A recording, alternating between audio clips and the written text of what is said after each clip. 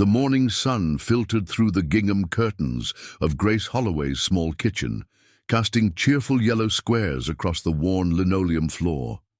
She hummed softly while measuring coffee grounds, savoring these quiet moments before her shift at Henderson's dry cleaning. The ritual of morning coffee had become sacred to her, a few precious minutes of peace in a life that often felt like balancing on a tightrope. A sharp knock at her front door shattered the tranquility. Grace frowned, glancing at the clock. 7:30 was early for visitors, even in Millbrook, Kansas, where neighbors still believed in looking out for one another. She opened the door to find Harold Becker, her 70-year-old landlord, shifting uncomfortably on her small porch. "Morning, Grace," Harold said, his weathered face creased with what looked like genuine regret. "I'm afraid I have some news that won't sit well with you." Grace's stomach dropped. In her 26 years, unexpected news from landlords had never been good. "What is it, Mr. Becker?" "The house has been sold," he said simply. "New owners want to move in themselves." "I'm real sorry, but you've got 30 days to find somewhere else." The coffee mug slipped from Grace's fingers, shattering against the doorframe. Hot coffee splashed across her bare feet, but she barely felt the sting. "Sold? But I thought—" "You said you might consider selling to me eventually." Harold's shoulders sagged. "Got an offer I couldn't refuse, Grace. Cash deal, no inspections, closed in a week. These days, with the way things are going around here, a man's got to think about his retirement." After Harold left, Grace sank into her kitchen chair and stared at the coffee stains spreading across her floor. 30 days. In a town like Millbrook, where decent rental properties were scarcer than rain in August, 30 days might as well have been 30 minutes. The few apartments available were either too expensive for her seamstress wages or located above businesses that closed at 6, leaving her stranded without transportation to her evening cleaning jobs. Grace had learned early in life that stability was something you built one careful choice at a time. Growing up in foster care had taught her that homes were temporary, families were fragile, and the only person you could truly count on was yourself.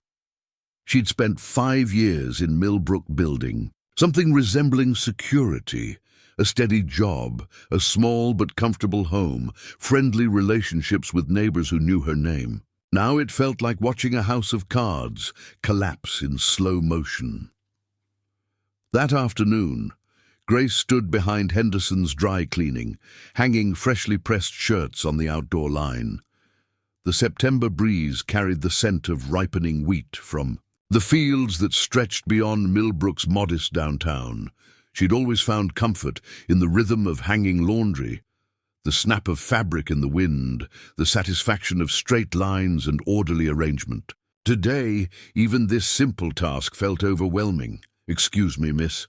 Grace turned to find a man standing at the chain-link fence that separated the dry cleaning shop from the vacant lot next door. He was tall and broad-shouldered, with dark hair that curled slightly at the collar and hands that looked capable of real work. Something about his stance, confident but not aggressive, made her pause rather than retreat.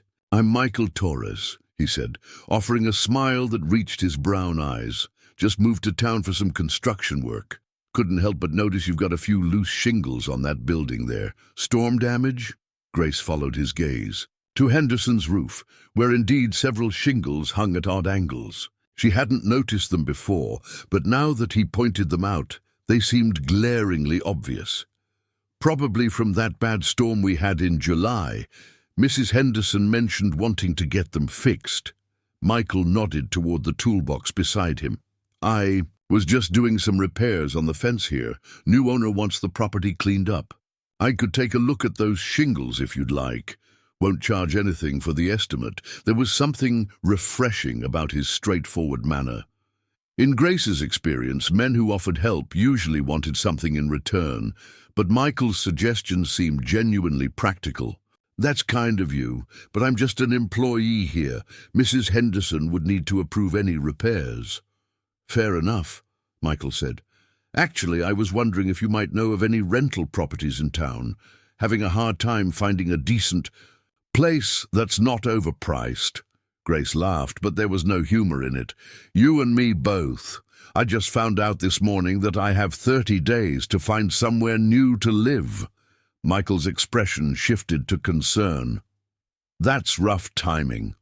Housing market's gotten crazy everywhere, but small towns like this can be especially tough." Something about the way he said it, not with pity, but with understanding, made Grace study his face more carefully. Most people in Millbrook had lived here their whole lives, or at least had family connections that smoothed their path.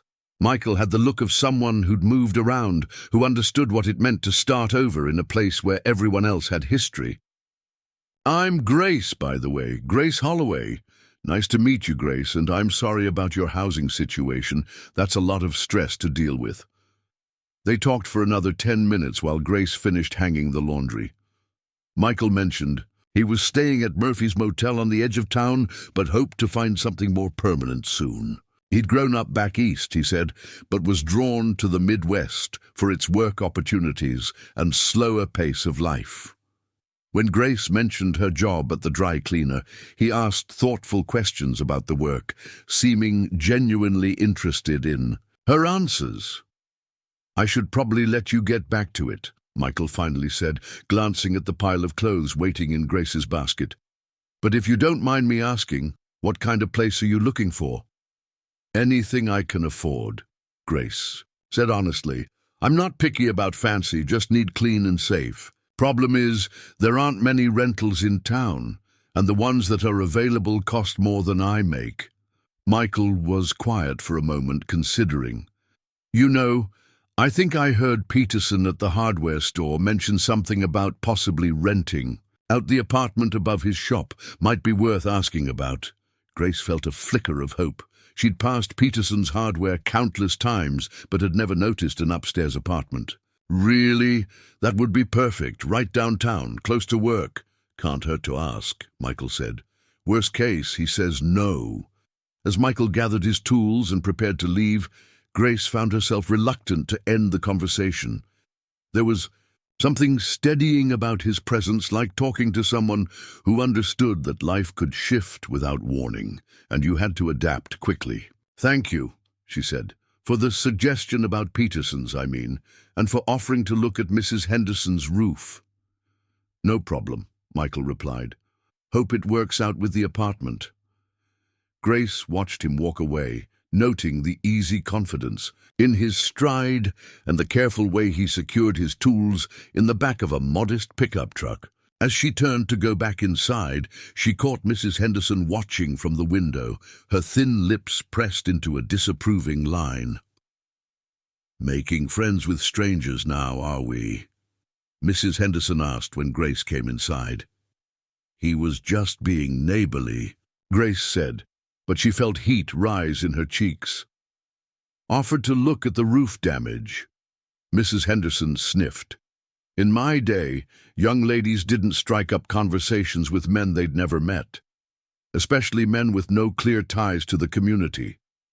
Grace bit back her response. In Mrs. Henderson's day, young ladies also hadn't grown up in foster care, learning to distinguish between genuine kindness and predatory interest by the time they were 12. Michael Torres had felt safe in a way that Grace trusted. Her instincts about people had kept her safe for too long to doubt them now. That evening, Grace walked the 6 blocks to Peterson's hardware. The September air carried the first hint of autumn's approach, and the grain elevators on the horizon stood silhouetted against a pink sunset. Millbrook looked peaceful at this hour, the kind of place where nothing bad ever happened to anyone. Grace knew better than to trust appearances, but she still found comfort in the town's quiet rhythms.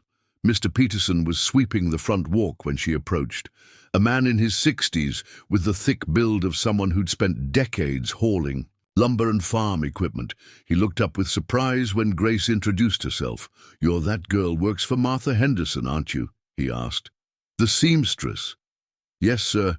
I heard you might have an apartment upstairs that you're thinking of renting." Peterson leaned on his broom, studying her with sharp blue eyes. Might be. Depends on what you're looking for and what you can pay.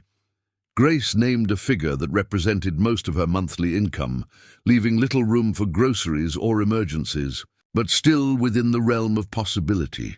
Peterson was quiet for a long moment. "That's a fair offer," he said finally. "Tell you what, apartment's been empty for 2 years, so it'll need some cleaning up. You willing to put in some elbow grease to get it habitable? I might be able to work with you on the price." The relief that flooded through Grace was so intense she almost swayed on her feet. "Yes, sir, absolutely. I'm good with cleaning and basic repairs." "All right then, come back tomorrow evening and I'll show you what we're dealing with." Walking home that night, Grace felt lighter than she had all day. The apartment above Peterson's Hardware wasn't her dream home, but it represented something precious. The possibility of staying in Millbrook, of maintaining the life she'd carefully constructed. As she turned onto her street, she noticed a black sedan parked under the streetlight at the corner, unusual for her neighborhood, where most folks drove pickup trucks or older model cars. The sedan's tinted windows made it impossible to see inside, and something about its presence made her quicken her pace. The next morning brought another knock at Grace's door. This time it was Michael Torres, holding a cardboard tray with 2 cups of coffee and a small bag that smelled like fresh pastry. "Thought you might be able to use some breakfast before work," he said, offering her one of the cups. "Heard from Murphy at the motel that Sally's Bakery makes the best cinnamon rolls in 3 counties. Grace accepted the coffee gratefully, inhaling the rich aroma. "That's very thoughtful. But you didn't need to." "I know I didn't need to," Michael said, gently. "I wanted to. Plus, I have some news that might interest you." They sat on Grace's small front porch, the morning air crisp enough to make the hot coffee especially welcome.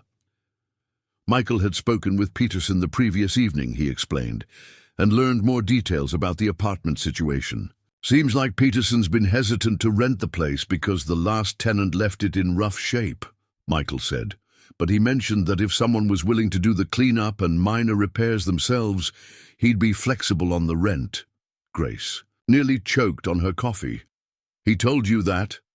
"Small town," Michael said with a shrug. "Word travels fast. I also mentioned that I do decent repair work and would be happy to help with anything that's beyond normal cleaning. You'd do that?" Grace studied his face, looking for the catch. In her experience, offers that seemed too good to be true usually were. "Why not?" Michael asked. "I'm new in town. You're facing a housing crisis, and I have skills that could help. Seems like a reasonable arrangement." Grace sipped her coffee, considering. Michael's offer felt genuine, but she'd learned to be cautious about accepting help that she couldn't immediately reciprocate. "I couldn't ask you to work for free." "You're not asking. I'm offering. But if it makes you more comfortable, you could trade something. I'm staying at the motel, eating diner food and whatever I can heat up in the room's microwave. Been a long time since I had a real home-cooked meal." The suggestion struck Grace as eminently fair. She was a good cook, had learned out of necessity during her years aging out of foster care, and the idea of sharing meals with someone who appreciated them felt appealing rather than burdensome. "All right," she said. "If you're serious about helping with repairs, I'd be happy to cook dinner in exchange." Michael's smile was warm and uncomplicated. "Deal." They shook hands, and Grace noticed that Michael's palm was calloused in the way that came from genuine physical work, not the soft handshake of someone who'd never held a hammer. Another point in his favor. That evening, Grace met Peterson at the hardware store to inspect the upstairs apartment. The space was larger than she'd expected, a decent-sized main room with tall windows facing Main Street, a small kitchen, and a bedroom that would accommodate her few pieces of furniture. The previous tenant had indeed left it in rough condition, with scuff marks on the walls, stained carpet, and a bathroom that needed serious attention. "I know it doesn't look like much right now," Peterson said apologetically, But the bones are good. Plumbing works, electrical is up to code, and those windows get great light. Grace could see the apartment's potential beneath the damage. With some paint, thorough cleaning, and new flooring, it could be quite comfortable. More importantly, Peterson's proposed rent, contingent on her doing the restoration work, was actually affordable. "When could I start?" she asked. "Soon as you want. Take your time fixing it up right, and we'll call the first month free while you're working on it." Grace felt another surge of gratitude for the unexpected kindness. First, Michael's offer to help with repairs. Now Peterson's willingness to be flexible with timing and payment. After months of feeling like she was barely staying afloat, suddenly people seemed invested in helping her succeed. The next few days fell into a pleasant rhythm. Grace worked her regular shift at Henderson's, then spent her evenings at the apartment, with Michael assessing what needed to be done and planning their approach. Michael proved to be both skilled and methodical, carefully examining the electrical outlets, testing the plumbing fixtures, and making lists of supplies they'd need. "You really know what you're doing," Grace observed one evening, as Michael expertly patched a hole in the living room wall. "Picked it up over the years," he said. "Construction work teaches you to handle a little bit of everything." They worked well together, Grace discovered. Michael took charge of the technical repairs, while Grace focused on cleaning and organizing, but they consulted each other on decisions and shared the physical labor without any of the awkwardness she might have expected. Michael never made her feel incompetent when she didn't know how to do something, and he praised her contributions in ways that felt sincere rather than patronizing. Their dinner arrangements proved equally comfortable. Grace cooked simple but hearty meals: pot roast with vegetables, chicken and dumplings, meatloaf with mashed potatoes, and Michael clearly savored every bite. He always arrived with flowers from Sally's shop or wine from Peterson's small selection, insisting on contributing something beyond just his labor. "This is incredible," he said one evening over Grace's beef stew. "I'd forgotten what real cooking tastes like." "It's just stew," Grace said, but she felt pleased by his appreciation. "No, it's not just anything. You put care into this. I can taste it." The comment stayed with Grace longer than it should have. She'd grown accustomed to people taking her efforts for granted, treating her cooking and cleaning as background services rather than expressions of care. Michael's recognition of the intention behind her work felt like being seen in a way that was both flattering and slightly unsettling. As they spent more time together, Grace began to notice things about Michael that intrigued her. He was knowledgeable about topics beyond construction. He could discuss books she'd loved, knew surprising details about agriculture and local economics, and had clearly traveled more widely than most people in Millbrook. Yet he deflected questions about his background, offering only vague references to family business back east and wanting a change of pace. Grace respected his privacy. She had plenty of her own secrets and understood the desire to reinvent yourself in a new place. But his occasional evasiveness felt at odds with the openness he showed in other areas. When she mentioned growing up in foster care, Michael listened with genuine attention and asked thoughtful questions. When she talked about her struggles to build stability and independence, he responded with understanding that felt personal rather than theoretical. "You've done an amazing job creating a life for yourself here," he said one evening, as they painted the bedroom walls a soft blue that Grace had chosen. "Some days it doesn't feel amazing," Grace admitted. "Feels like I'm always one crisis away from losing everything I've built." Michael paused in his painting, considering her words. "I think that's true for more people than admit it. The difference is that you're honest about the uncertainty instead of pretending it doesn't exist." The observation struck Grace as unusually perceptive. Most people in Millbrook lived with the illusion of permanence, assuming their jobs and homes and communities would remain stable indefinitely. Grace's foster care background had taught her that change could come without warning, that security was always provisional. Michael seemed to understand this truth in a way that suggested his own experience with uncertainty. By the end of the second week, the apartment was transformed. Fresh paint covered the scuffed walls, new vinyl flooring replaced the stained carpet, and Michael had installed updated light fixtures that made the space feel bright and welcoming. Grace moved her modest collection of furniture from the rental house, and for the first time in years, she felt like she was creating a home rather than just occupying a space. "It's perfect," she said, standing in her new living room and admiring their work. Michael smiled, but there was something wistful in his expression. "You've made it into something special. This place is lucky to have you." That evening, they celebrated the completion of the apartment with dinner at Murphy's Diner, Grace's suggestion, since Michael had been providing so much help and she wanted to treat him. The diner was busy with the usual Friday night crowd, and Grace noticed several people watching their table with curious expressions. "Small-town scrutiny," she said apologetically. "Everyone's probably wondering who you are and what your intentions might be."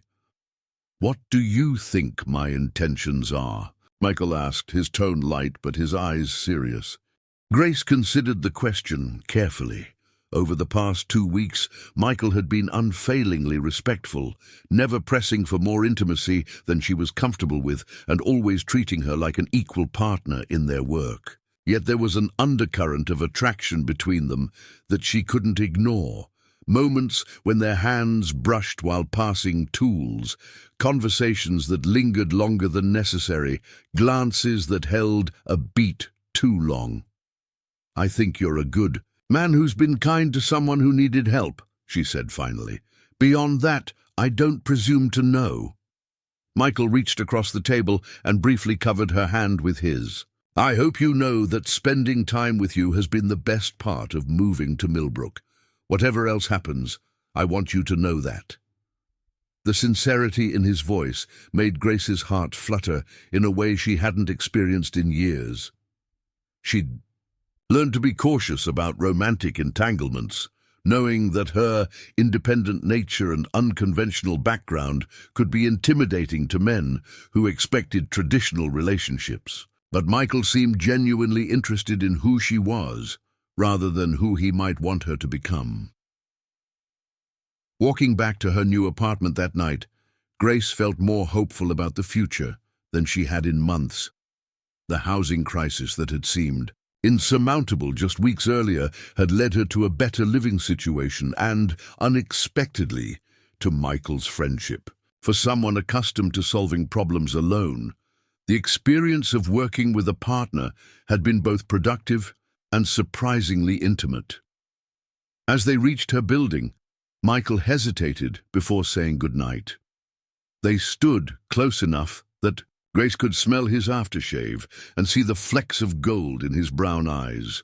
For a moment, she thought he might try to take her hand or lean in for a goodbye that involved more than words. Instead, he stepped back with visible effort. "I should let you get some rest," he said. "You've had a long day." Grace felt a mixture of disappointment and respect. Michael's restraint suggested that he was taking their developing relationship seriously rather than pushing for quick gratification. In her experience, men who were willing to move slowly were usually men worth knowing better. "Thank you," she said, "for everything. I couldn't have done this without you."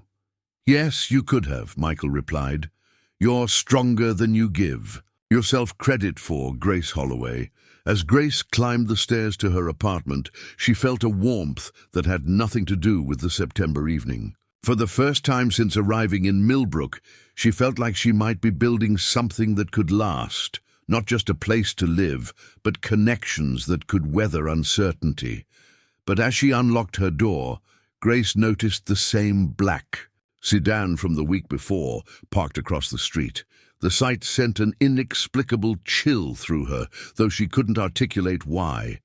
Millbrook was a safe town where people rarely locked their doors, but something about that car felt wrong in a way that made her double-check her locks before going to bed. The following Monday brought the first real test of Grace's growing optimism. She arrived at Henderson's dry cleaning to find Mrs. Henderson waiting with a stern expression and a cup of coffee that suggested she'd been there for some time. "We need to discuss your recent behavior, Grace," Mrs. Henderson said without preamble. "Several customers have mentioned seeing you around town with that Torres man, and frankly, I'm concerned about the impression you're creating." Grace felt her cheeks burn. "My personal life doesn't interfere with my work, Mrs. Henderson. I've never missed a shift or left early because of social plans." "This isn't about your work performance," Mrs. Henderson replied. "It's about your reputation and, by extension, the reputation of this business. In a town like Millbrook, people talk. They're wondering what kind of young woman spends so much time with a man she barely knows." The criticism stung, partly because Grace knew it contained a grain of truth. She had been spending most of her free time with Michael, and their relationship had developed quickly by Millbrook standards. But Mrs. Henderson's disapproval felt less like genuine concern and more like the reflexive suspicion that small communities often directed toward anything that disrupted established patterns. "Mr. Torres has been helping me fix up my new apartment," Grace said carefully, "in exchange for home-cooked meals. It's a practical arrangement that's benefited both of us." Mrs. Henderson's expression suggested she found this explanation inadequate. "Be that as it may, appearances matter. I'd hate to see you develop a reputation that makes it difficult for you to maintain your position in this community." The threat was subtle but unmistakable. Grace depended on her job at Henderson's for financial stability, and Mrs. Henderson was reminding her that this stability could disappear if Grace's behavior became too controversial. The message was clear: conform to community expectations or risk losing everything she'd worked to build. That afternoon, Grace was restocking supplies in the storage room when she overheard two customers discussing her situation in voices loud, enough to ensure she could hear every word. "I'm just saying it's odd," said Betty Morse, the cashier from Paulson's grocery. "A single girl, living alone, spending all her time with some man nobody knows anything about. In my day, that kind of behavior had a name." "Maybe she's just lonely," replied Carol Jenkins, who taught 3rd grade at the elementary school. "Being new to town can't be easy." "Lonely or not, she should have more sense," Betty insisted. "Mark my words, this Torres fellow will move on. Once he's gotten what he came for, and she'll be left with a ruined reputation." Grace's hands shook as she continued sorting hangers. The conversation felt like a preview of how the entire town would view her relationship with Michael if it continued to develop. Millbrook's residents weren't cruel, but they were conservative in their social expectations, particularly regarding young women's behavior. Grace had worked hard to establish herself as respectable and trustworthy. She couldn't afford to lose that standing over a relationship that might not even last. That evening, Michael arrived at her apartment with groceries and wine, ready to cook dinner together as they'd been doing increasingly often. Grace tried to maintain their usual easy conversation, but Mrs. Henderson's warning and Betty Morse's gossip had left her feeling self-conscious about every interaction. "You're quiet tonight," Michael observed as they prepared vegetables for a stir-fry. "Everything all right?" Grace hesitated, unsure how to explain her concerns without sounding paranoid or overly influenced by small-town gossip. "People are starting to talk about us spending so much time together." Michael's knife paused in its chopping. "What kind of talk?" "The kind that could damage my reputation if it continues," Grace said. "Mrs. Henderson made it clear today that my job security depends on maintaining community approval." Michael was silent for a long moment, considering her words. "I'm sorry," he said finally. "I never intended to create problems for you. If my presence in your life is causing difficulties, I should probably step back." The offer was exactly what Grace had expected, the logical response to her concerns. But hearing Michael voice it made her realize how much she'd come to value their time together. The past few weeks had been the happiest she'd experienced since arriving in Millbrook, and the thought of returning to her previous isolation felt devastating. "I don't want you to step back," she admitted, "but I also can't afford to become a pariah in the only place I've ever felt at home." Michael reached across the counter and took her hand, his touch warm and reassuring. "Then we'll be more discreet. No reason we can't continue being friends without providing gossip for people who have nothing better to discuss." The solution seemed reasonable, but Grace noticed that Michael's suggestion involved changing their behavior rather than challenging the community's right to judge it. Part of her wondered why he was so willing to accommodate Millbrook's social constraints rather than defending their relationship publicly. Did his quick acceptance of secrecy suggest that he wasn't serious about her, or was he simply being practical about small-town dynamics? Over the following days, Grace tried to follow Michael's suggestion about discretion, but she quickly discovered how difficult it was to maintain a meaningful relationship under constant scrutiny. When Michael stopped by the dry cleaner during her lunch break, Mrs. Henderson made pointed comments about personal visitors during work hours. When they encountered each other at Paulson's grocery, Grace felt compelled to keep their conversation brief and formal. Even their evening dinners became fraught with anxiety about who might see Michael's truck parked outside her building. The enforced secrecy made Grace more aware of how much their relationship had come to mean to her. She found herself looking forward to Michael's visits with an intensity that surprised her, and his absence during the day left her feeling incomplete in ways that had nothing to do with practical concerns. When he laughed at her stories about difficult customers or praised her cooking, Grace felt a warmth that went beyond simple appreciation. She was falling for him, she realized, and the recognition both thrilled and terrified her. Michael seemed to be experiencing similar feelings. His attention to her comfort and preferences had become almost tender, and he often lingered after dinner as if reluctant to leave. Their conversations had grown more personal, touching on hopes and fears that Grace rarely shared with anyone. When Michael talked about wanting to find a place where he could build something meaningful rather than just pursuing financial success, Grace felt like he was describing a future that might include her. But Michael's continued evasiveness about his background increasingly troubled her. When Grace shared stories about her foster care experiences or her struggles to establish independence, Michael listened with obvious empathy, but offered little about his own history. His references to family business and complications back east felt deliberately vague, and Grace began to wonder what he might be hiding. The mystery deepened when Grace noticed increasing signs of Michael's financial resources. His truck was modest, but his tools were top quality and clearly expensive. He always insisted on paying when they went to Murphy's Diner, and he'd recently mentioned being able to take time off from construction work whenever he wanted.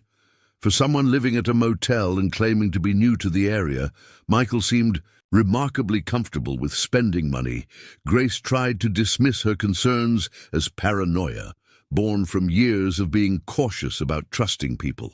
Michael had been nothing but kind and helpful, and his willingness to respect her need for discretion suggested that he cared about her reputation and well-being.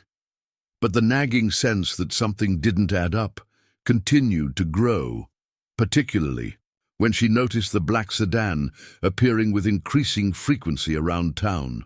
The car seemed to show up whenever she and Michael were together, parked outside Murphy's Diner when they had lunch, idling near the hardware store when Michael helped her move furniture, positioned across from her apartment building on evenings when he came for dinner.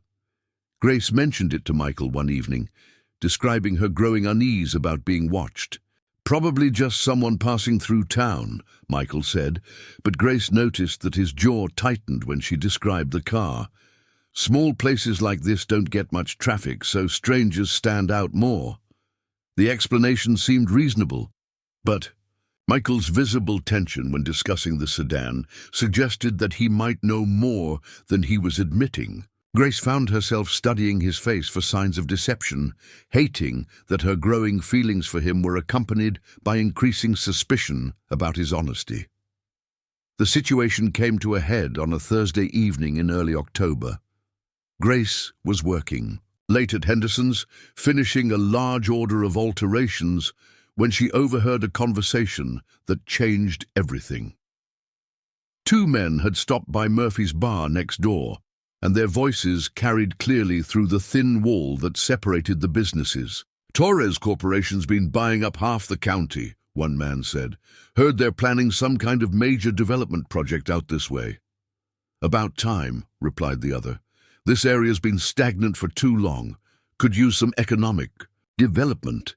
Maybe, but I heard they're not being too transparent about their plans. Using shell companies to buy land so people don't know who they're really dealing with." Grace's blood went cold. Torres Corporation, the same last name as Michael. She told herself it had to be a coincidence. Torres was a common enough surname, and there was no reason to assume that Michael had any connection to a large corporation. But as she thought back over their conversations, she realized that Michael had never adequately explained how he could afford to take weeks off from construction work, or why he seemed so knowledgeable about local economic conditions. That night, Grace lay awake trying to rationalize her fears. Even if Michael was somehow connected to Torres Corporation, that didn't necessarily mean he'd been dishonest with her about anything important. Plenty of people had complicated relationships with family businesses, and Michael's desire for privacy about his background could have innocent explanations. But when she woke up Friday morning, Grace knew she needed to find out the truth. The relationship had become too important to her to continue building it on a foundation of uncertainty and half-truths. If Michael was hiding something significant, she needed to know what it was before her feelings developed any further. The answer came sooner than she expected. That afternoon, as Grace was returning from lunch, she noticed Michael's truck parked behind Peterson's Hardware with the tailgate down. She decided to surprise him, perhaps offer to help with whatever project he was working on. As she approached the truck, Grace saw a leather portfolio lying open on the tailgate, its contents scattered by the October breeze. Without thinking, she reached out to prevent the papers from blowing away. The first document she touched was a business card, heavy stock with embossed lettering. The text read, "Torres Agricultural Industries," with Michael's name printed below and Vice President listed as his title. Grace stared at the card, her mind struggling to process what she was seeing. Vice President. Not a construction worker, not someone taking time off from physical labor, but an executive in what appeared to be a major agricultural corporation. Everything Michael had told her about his background had been a lie. The portfolio contained additional documents that painted an increasingly disturbing picture. Property deeds, survey maps, financial projections, all related to Torres Corporation's plans for massive development in and around Millbrook. Grace recognized several of the properties listed, including the land where her original rental house sat and much of the farmland that surrounded the town. As the full scope of Michael's deception became clear, Grace felt like the ground was shifting beneath her feet. The man she'd trusted with her hopes and fears, the man she'd been falling in love with, had been systematically lying about every aspect of his identity. Worse, his presence in Millbrook wasn't coincidental. He was here as part of a corporate plan that would fundamentally transform the community she'd worked so hard to join. "Grace?" She turned to find Michael approaching, his expression shifting from surprise to alarm as he saw the documents in her hands. For a moment, they stared at each other in silence, the truth hanging between them like a physical barrier. "I can explain," Michael said finally, but his voice sounded hollow even to Grace's ears. "Can you?" Grace asked, her voice shaking with betrayal and rage. "Because I'd love to hear how you explain lying about everything, your job, your background, Your reasons for being in Millbrook. I'd love to hear how you explain letting me trust you while you've been planning to destroy the only home I've ever had. Michael's face went pale. It's not that simple, Grace. I never intended for things to develop the way they have between us. The admission hit Grace like a physical blow. So you admit that getting close to me was intentional, that everything we've shared has been part of some corporate strategy. Michael reached toward her, but Grace stepped back, clutching the business card like evidence of a crime. Please let me explain. Yes, I came to Millbrook for business reasons, and yes, I initially approached you as part of assessing local sentiment about development plans. But everything that's happened between us since then has been real. My feelings for you are real. Grace laughed, but the sound was bitter and broken. Your feelings are real? You've been lying to me about who you are. For weeks, you let me share my deepest fears and hopes while you were planning to destroy everything I care about. How exactly am I supposed to believe that any part of this has been real? Because it has been, Michael said desperately. I know how this looks, but I swear to you that my feelings changed. I tried to protect you, to make sure you'd be taken care of when the development plans moved forward. The revelation hit Grace like a second wave of betrayal. Protect me? Is that what you call manipulating every aspect of my life? My housing situation, my job opportunities, my social connections. How much of what I thought was good luck was actually you pulling strings? Michael's silence was answer enough. Grace thought back over the past month, seeing their entire relationship through a new lens. Peterson's willingness to rent her the apartment cheaply, the convenient timing of repair work that brought Michael into her orbit, even the suggestion about Tom Bradley's wife needing seamstress work. All of it had been orchestrated. The black sedan, Grace said, pieces clicking into place with horrible clarity. That's been your people watching us, hasn't it? Making sure I wasn't becoming a problem for your precious development plans. Michael's expression confirmed her worst suspicions. My father hired private investigators to monitor the situation. I tried to convince him it wasn't necessary, but he insisted on maintaining oversight. The violation felt complete. Not only had Michael deceived her about his identity and manipulated her circumstances, but their most intimate moments had been under surveillance by corporate interests who saw her as nothing more than a potential obstacle to profit. Every conversation we've had, every dinner we've shared, every moment I thought we were building something real, it's all been reported back to your family's boardroom, Grace said, her voice hollow with shock. It wasn't supposed to happen like this, Michael said. I was supposed to assess local resistance to the development, identify potential community leaders who might organize opposition, and neutralize any threats through relationship building or other means. But I never expected to actually care about you. The clinical language, assess, neutralize, relationship building, made Grace feel like she was hearing a military briefing rather than an explanation from someone who claimed to have feelings. And for her, she thought about all the personal details she'd shared with Michael, all the vulnerabilities she'd exposed, and realized that every word had likely been documented and analyzed for its strategic value. So what was the end game? Grace asked. Keep me distracted and compliant until your corporation owned everything? Make sure I was too emotionally invested in you to cause problems for the development? Michael flinched at the accuracy of her assessment. Initially, yes, but as I got to know you, as my feelings developed, I started trying to find ways to protect you within the framework of the project. The apartment arrangement, the job opportunities I helped create, I was trying to ensure you'd be financially stable when the changes came. Changes, Grace repeated. You mean when you destroy Millbrook and turn it into whatever corporate fantasy your family has planned? It's not destruction, Michael said, but his tone lacked conviction. It's development. Torres Agricultural Industries specializes in modernizing farming operations, creating efficiency and economic growth in rural areas. Grace stared at him, seeing clearly for the first time the man she'd actually been involved with rather than the persona he'd constructed. This was someone who could speak about destroying communities in corporate euphemisms, who could rationalize manipulation and deception as business strategy, who could claim to care about her while systematically betraying her trust. "Get away from me," Grace said quietly. "Take your lies and your manipulation and your development plans and get away from me." Michael took a step toward her. "Grace, please, I know this looks terrible, but if you just let me explain the full situation." "The full situation?" Grace's voice rose.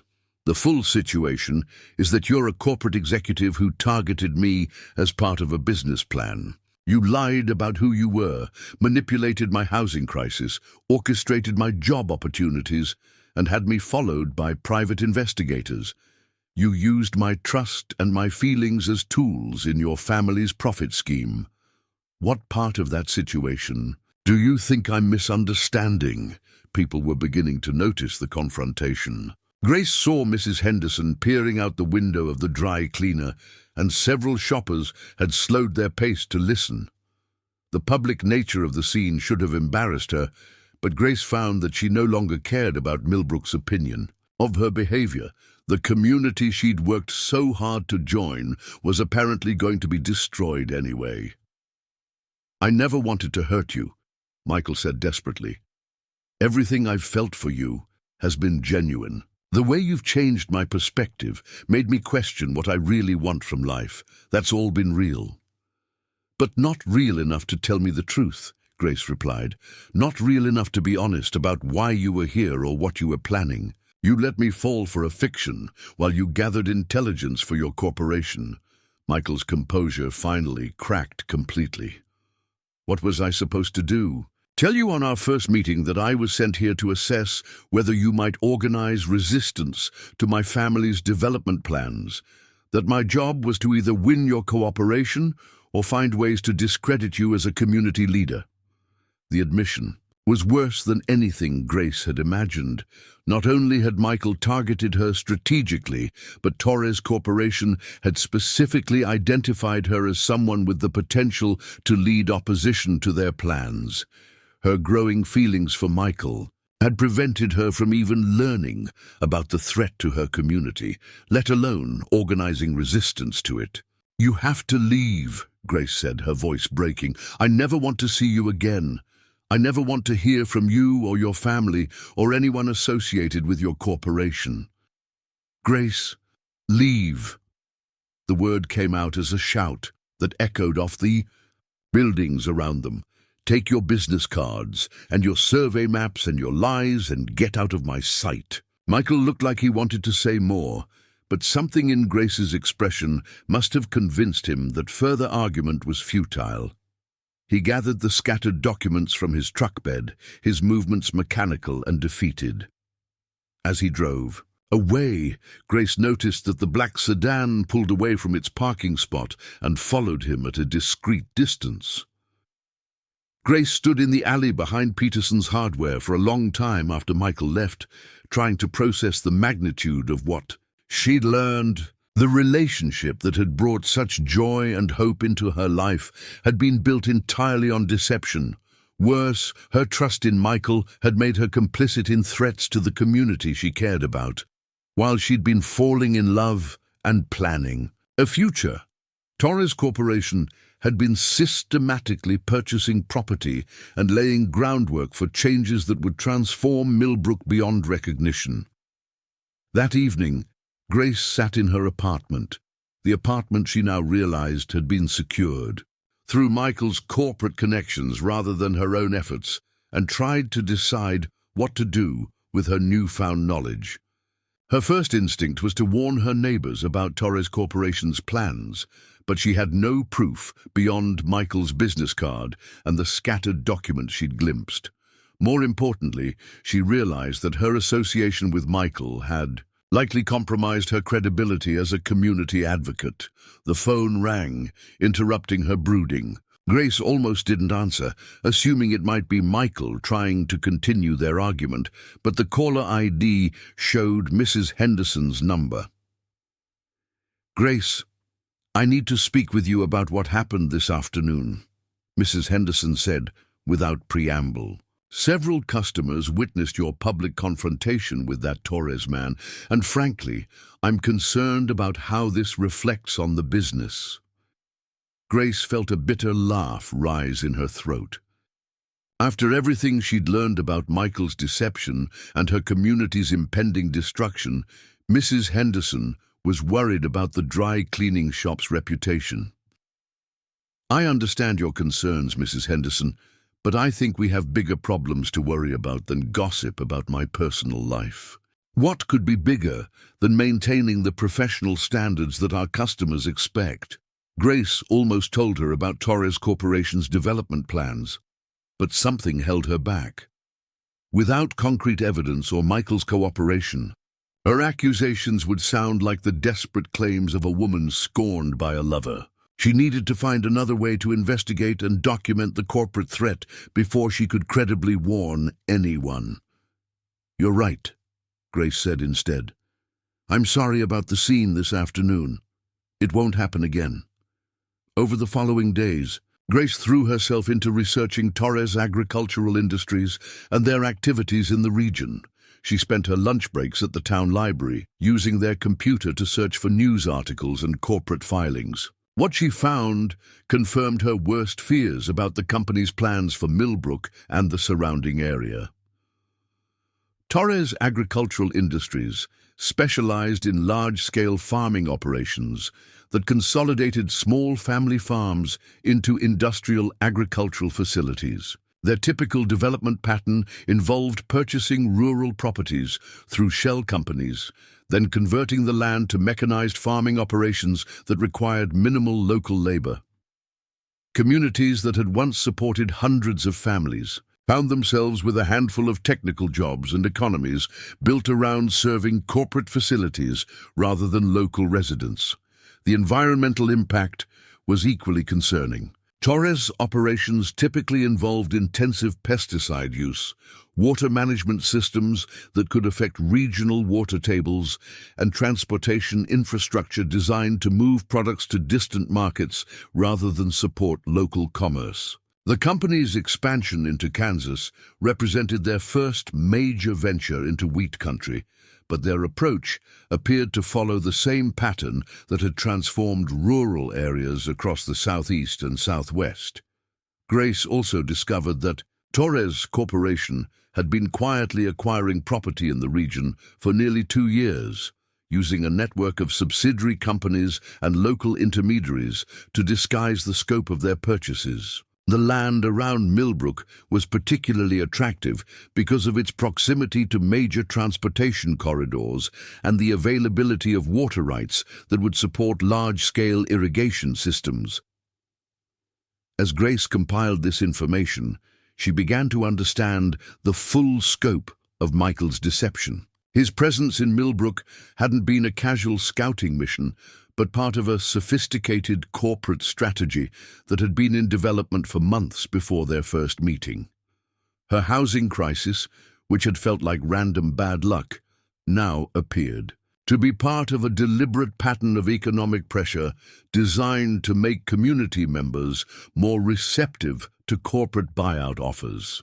The realization filled Grace with a rage that went beyond personal betrayal.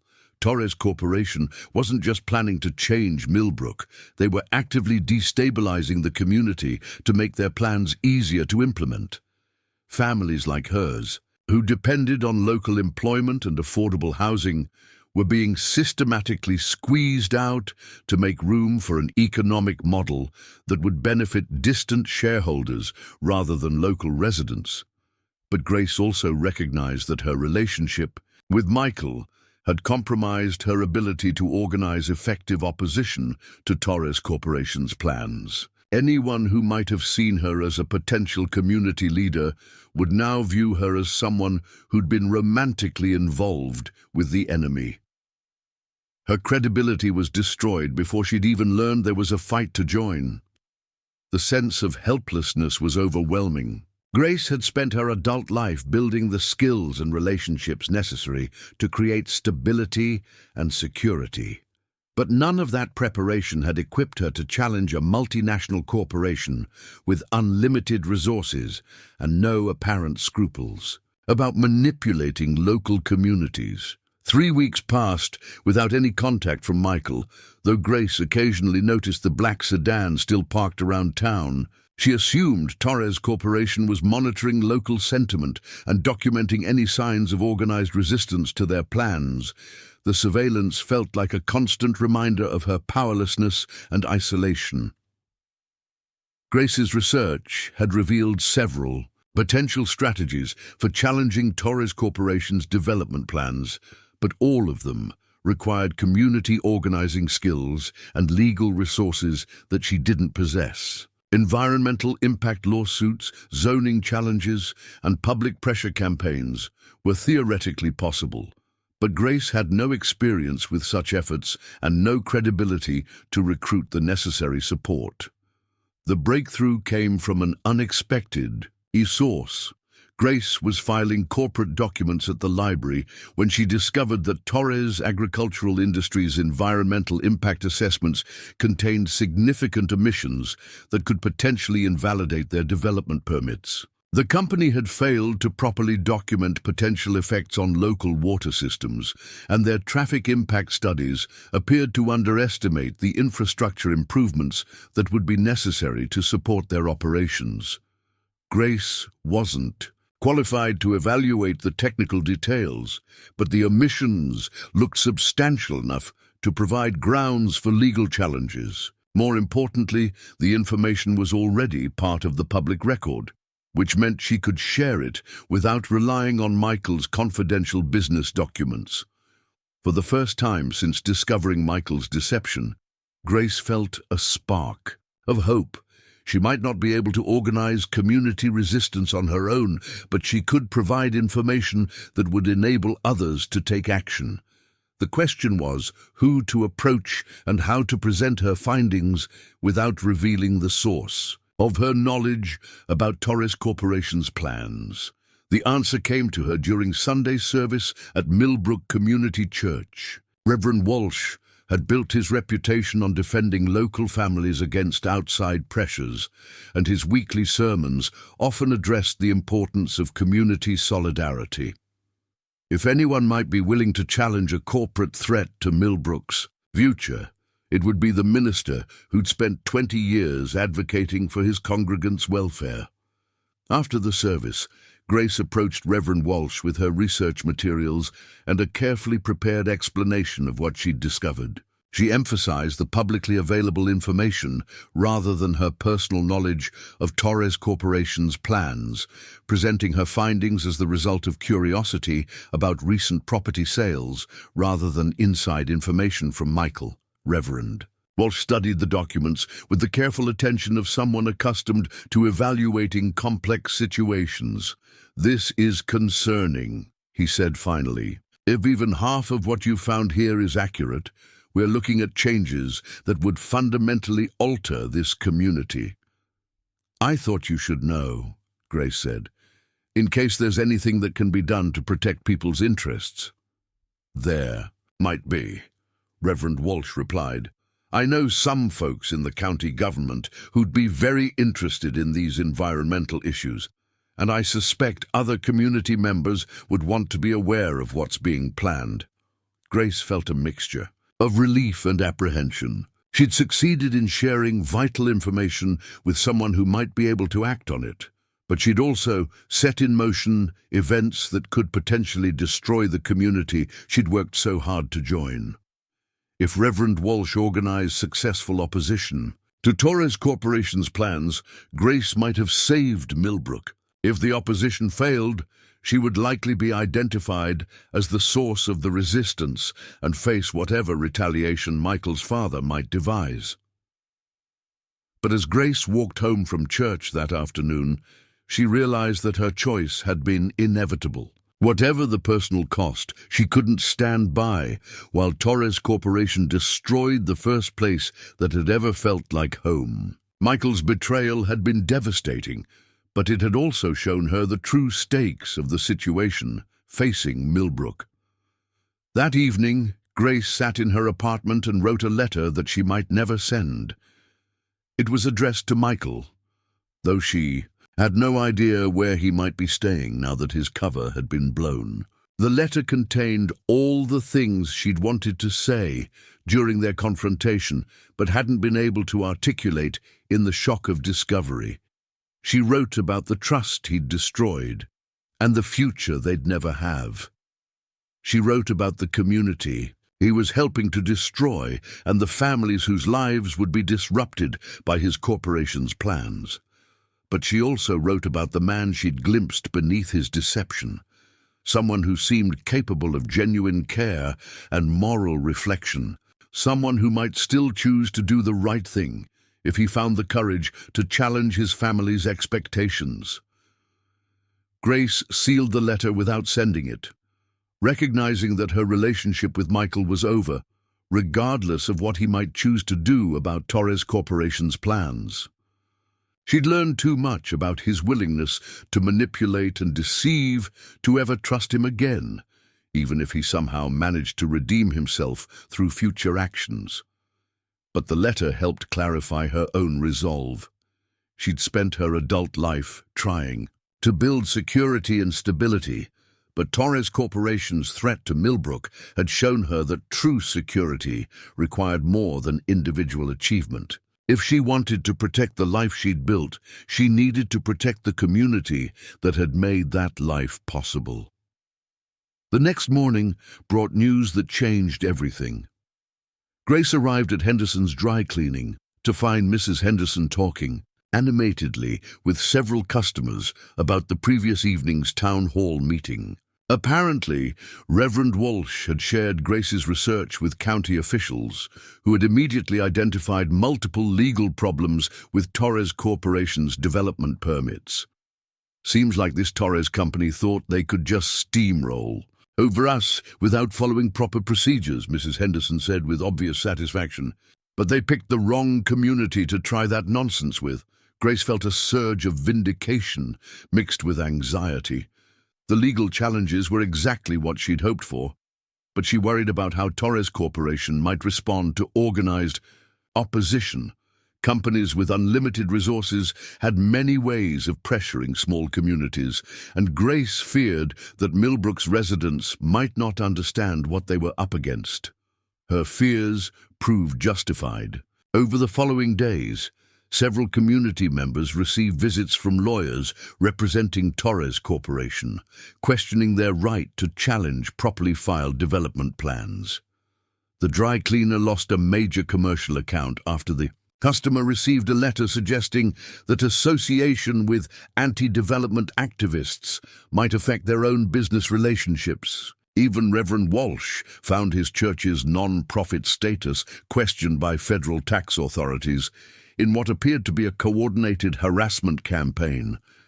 Grace realized that she'd underestimated Torres Corporation's willingness to play hardball with anyone who challenged their plans. The company wasn't just buying land, they were systematically intimidating potential opposition and demonstrating the futility of resistance.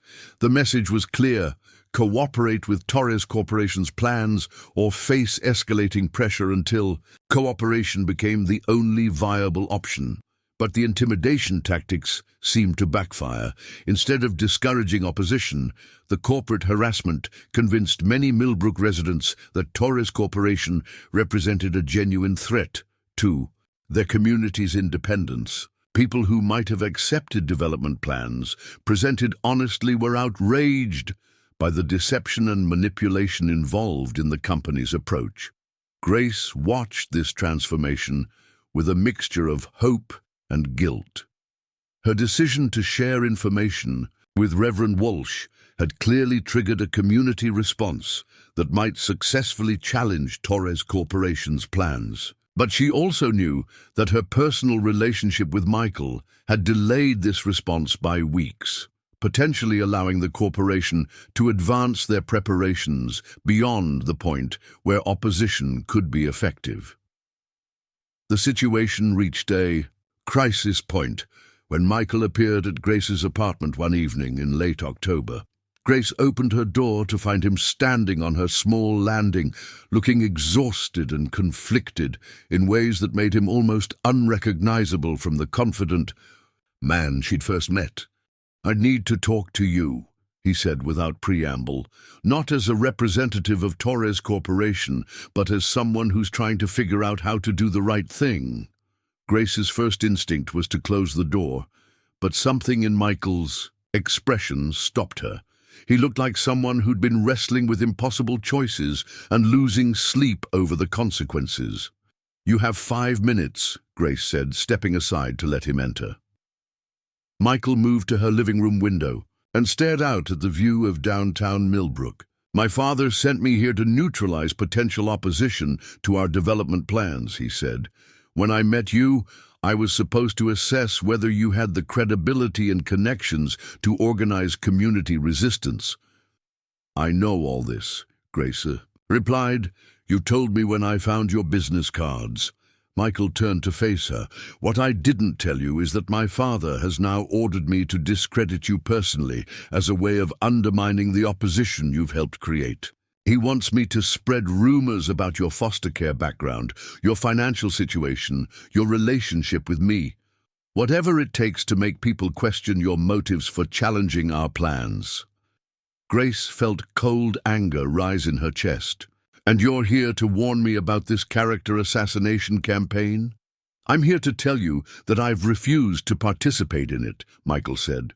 "I resigned from Torres Corporation this morning and informed my father that I won't be returning to the family business." The admission stunned Grace. Whatever she'd expected from this conversation, it wasn't news that Michael had broken with his family over their treatment of Millbrook and its residents. "Why?" she asked simply. Michael was quiet for a long moment. "Because you were right about everything, about the manipulation, the deception, the willingness to destroy communities for profit. Because I realized that the man you thought I was, a man I pretended to be, was actually who I wanted to become." Grace studied his face, looking for signs of yet another manipulation, but Michael's exhaustion and evident distress seemed genuine in ways that his earlier confidence had not. "What happens now?" Grace asked. "Does your resignation stop Torres Corporation's plans?" "No," Michael admitted. "My father will send other representatives to handle the situation, probably people with fewer scruples about using whatever tactics are necessary to overcome local resistance. Then why should I believe this gesture means anything? You've salved your conscience by walking away, but the community you helped target is still facing destruction." Michael reached into his jacket and pulled out a thick manila envelope. "Because I didn't just resign, I also copied every document related to Torres Corporation's Millbrook project and turned them over to the environmental lawyers who are challenging our permits." Grace stared at the envelope, hardly daring to hope that it might contain the evidence needed to definitively stop Torres Corporation's development plans. "Internal company documents proving that we knowingly filed false environmental impact statements," Michael continued. "Financial projections showing that our plans would eliminate 90% of local employment while providing minimal tax revenue to offset the infrastructure costs. Communications between my father and local officials that might constitute attempted bribery or at least unethical influence peddling." The magnitude of Michael's betrayal of his own family was staggering. Grace realized that he'd sacrificed his inheritance, his career, and his relationship with his parents to provide Millbrook with the tools necessary to fight Torres Corporation's plans. "This will destroy your family's business," Grace said. "It will force them to follow the law and be honest about the impact of their operations," Michael corrected. "If that destroys their business model, then maybe it deserved to be destroyed." Grace opened the envelope and glanced through the documents. Inside, Even her untrained eye could see that Michael had provided devastating evidence of corporate malfeasance and environmental fraud. With this information, Millbrook's legal team would be able to challenge every aspect of Torres Corporation's development. Plans. "Why are you doing this?" Grace asked. "Is it guilt? An attempt to win me back? Some kind of elaborate new deception?" Michael smiled sadly. "It's because spending time with you showed me what it meant to care about something more important than profit margins and family expectations. It's because I realized that the life you've built here, the connections you've made, the community you've helped create, is worth more than anything my family's money could ever buy." Grace felt tears start in her eyes, but she wasn't sure whether they came from gratitude, loss, or the recognition that Michael's gesture might have come too late to repair the damage between them. "I can't forgive you," she said quietly. "Not for the lying, not for the manipulation, not for letting me trust you while you were planning to destroy everything I cared about." "I know," Michael replied. "I'm not asking for forgiveness. I'm asking you to use these documents to protect Millbrook and everyone who lives here. What will you do now?" Michael looked around Grace's small apartment, the space they'd renovated together during those weeks when she'd believed their relationship might have a future. "I'll probably leave town once I'm sure the legal challenges are proceeding effectively. Start over somewhere else. Try to build something honest for the first time in my life." The finality in his voice made Grace realize that Michael understood their relationship was truly over. His choice to provide the documents wasn't an attempt to win her back, but a recognition that protecting her community was more important than protecting himself. "The black sedan that was following us," Grace said. "Will that stop now?" "Should stop immediately. My father's investigators were reporting to me, and I've terminated all surveillance activities related to the Millbrook project." As Michael prepared to leave, Grace felt a complex mixture of emotions that she couldn't entirely sort through. Her anger at his deception remained, but it was now complicated by recognition of the sacrifice he was making to repair the damage he'd helped create. "Michael," she said as he reached the door, "the man you pretended to be, he was a good man. If you can figure out how to become him for real, you might find the life you're looking for." Michael paused with his hand on the doorknob. "The man I pretended to be fell in love with you. That was the first real thing I'd felt in years." After Michael left, Grace sat in her kitchen and went through the documents he'd provided. The evidence of Torres Corporation's misconduct was overwhelming and would almost certainly result in the revocation of their development permits. More importantly, the financial projections and internal communications would allow community members to understand exactly what they'd been facing and make informed decisions about their future. Grace realized that Michael's final gesture had given Millbrook something precious, the power to choose its own destiny rather than having change imposed by outside forces. Whether the community chose to pursue economic development or maintain its current character, that choice would now be made by local residents rather than corporate executives. 6 months later, Grace stood in the community garden that had been established on the lot where Torres Corporation had once planned to build their regional headquarters. The legal challenges based on Michael's documents had not only stopped the development, but resulted in significant financial penalties that Torres Corporation had agreed to pay in exchange for avoiding criminal fraud charges. The money had been used to establish a community development fund that supported locally owned businesses and affordable housing initiatives. Grace had been elected to the fund's board of directors, a recognition of her role in exposing the corporate threat and protecting the community's interests. Grace rarely thought about Michael anymore, though she sometimes wondered whether he'd succeeded in building the honest life he'd talked about during their final conversation. She'd heard rumors that he'd started a small construction company somewhere in Colorado, but she'd never tried to verify the information or make contact. On this particular evening, Grace was watering tomato plants when she noticed a familiar figure working at the other end of the garden. Michael was kneeling beside a plot of herbs, carefully transplanting seedlings with the same attention to detail she remembered from their apartment renovation project. They worked in silence for nearly an hour, neither acknowledging the other's presence but both clearly aware of it. Finally, as the sun began to set over the wheat fields surrounding Millbrook, Michael approached Grace's section of the garden. "The tomatoes look good," he said simply. "Thank you," Grace replied. "The basil you're planting should do well in that spot. Good drainage and morning sun." Michael nodded. "I heard you were elected to the development board. Congratulations. I heard you started a construction business in Colorado. How's that working out?" "Better than I expected. Turns out there's more satisfaction in building things than in tearing them down." They stood together in comfortable silence, watching the last light fade from the sky.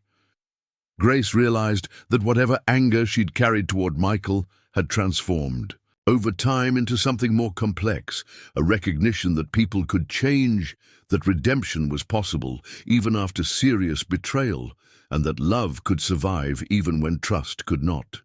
"I should get going," Michael said finally. "I'm just visiting for a few days, helping my grandmother settle some affairs." Grace nodded, understanding that this chance encounter was likely their final conversation. "Take care of yourself, Michael." "You too, Grace. Thank you for everything." As Michael walked away, Grace continued tending her garden in the gathering darkness. The community around her was thriving, stronger for having survived the corporate threat, and more committed to protecting what they'd built together. Her own life had found a stability deeper than anything she'd previously imagined, not just financial security, but the knowledge that she belonged to something larger than herself. The truth behind the kitchen window had indeed destroyed everything, Grace reflected, but sometimes destruction was necessary to clear ground for something better to grow. In losing Michael, she'd found herself. In fighting for Millbrook, she'd discovered her own strength. And in choosing community over personal comfort, she'd finally found the home she'd been searching for all her life. Thank you for listening to this story until the end. If you enjoyed it, please support the channel, subscribe, leave a like, and share your thoughts in the comments so you don't miss the next episodes. See you in the next story.